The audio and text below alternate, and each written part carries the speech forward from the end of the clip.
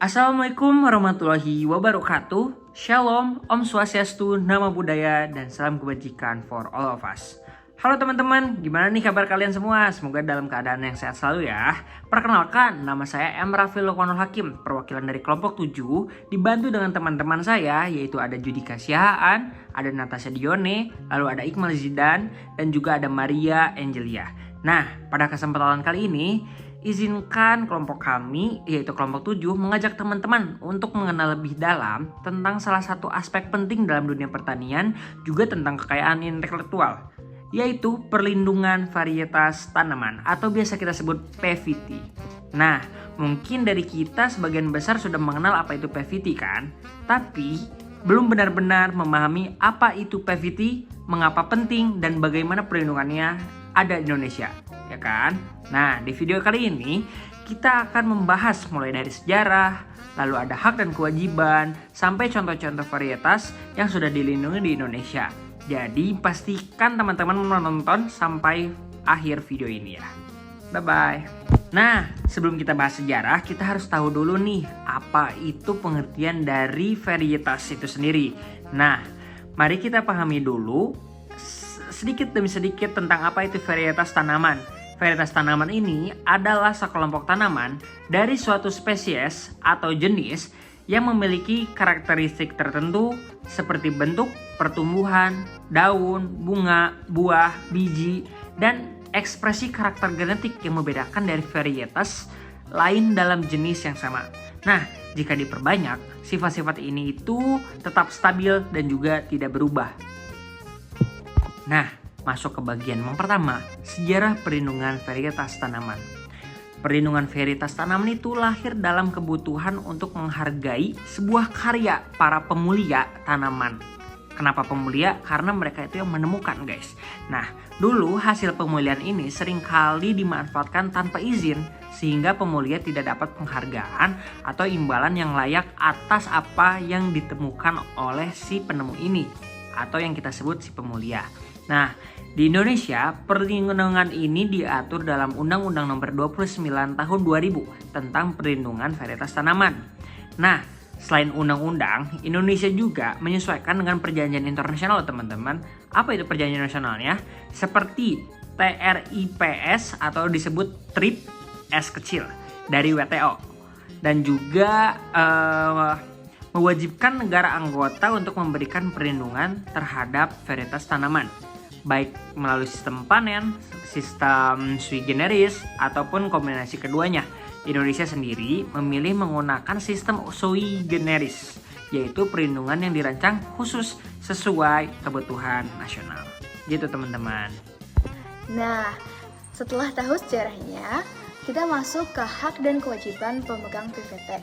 Jadi, apa sih hak pemegang PVT itu? Hak PVT adalah hak eksklusif yang diberikan negara kepada pemulia atau pemegang hak untuk menggunakan sendiri varietas yang dilindungi, atau memberikan izin kepada orang lain untuk menggunakannya. Hak ini mirip seperti hak paten pada penemuan teknologi, tapi khusus untuk varietas tanaman. Hak-hak pemegang PVT antara lain: 1. Menggunakan sendiri varietas yang dilindungi. Kedua, memberikan persetujuan atau lisensi kepada pihak lain untuk menggunakan varietas tersebut. Ketiga, mendapatkan imbalan ekonomi, misalnya royalti dari pihak lain yang menggunakan varietasnya. Namun, tentu saja ada juga kewajiban yang harus dipenuhi, seperti 1. Membayar biaya tahunan perlindungan. Kedua, menyediakan benih atau bibit varietas jika dibutuhkan pemerintah untuk kepentingan umum. Ketiga, melaporkan setiap perubahan terkait kepemilikan atau penggunaan varietas kepada kantor PVT. Nah, hak dan kewajiban ini bertujuan agar perlindungan varietas tidak hanya menguntungkan pemula, tapi juga bermanfaat bagi masyarakat lain. Sekarang, berapa lama sih perlindungan PVT itu berlaku? Jangka waktu perlindungan PVT diatur berdasarkan jenis tanamannya. Pertama, untuk tanaman semusim seperti padi, jagung, kedelai, perlindungan diberikan selama 20 tahun sejak tanggal hak diberikan. Kedua, untuk tanaman tahunan seperti kelapa sawit, karet, atau kopi, perlindungan bisa sampai 25 tahun. Setelah masa perlindungan habis, varietas tersebut menjadi milik umum. Artinya, siapa saja boleh menggunakannya tanpa perlu izin dari pemegang hak sebelumnya. Dengan adanya batas waktu ini, diharapkan terjadi regenerasi, inovasi, dan pemulihan varietas baru secara berkelanjutan. Ada syarat perlindungan dari VVT, yang mana tidak semua varietas dari VVT bisa didaftarkan untuk mendapatkan perlindungan VVT. Ada beberapa syarat utama yang harus dipenuhi, yaitu ada 5 hal, yaitu yang pertama ada baru, varietas yang belum pernah diperdagangkan di Indonesia, atau jika sudah tidak lebih dari 1 tahun. Jika sudah diperdagangkan di luar negeri, maksimal 4 tahun untuk tanaman semusim, dan 6 tahun untuk tanaman tahunan. Yang kedua ada unik, varietas yang harus dapat dibedakan secara jelas dari varietas lain yang sudah ada, misalnya dari bentuk daun, warna bunga, atau hasil panen. Yang ketiga ada seragam, sifat-sifat utama varietas tersebut harus seragam, artinya jika ditanam di berbagai tempat, hasilnya tetap konsisten.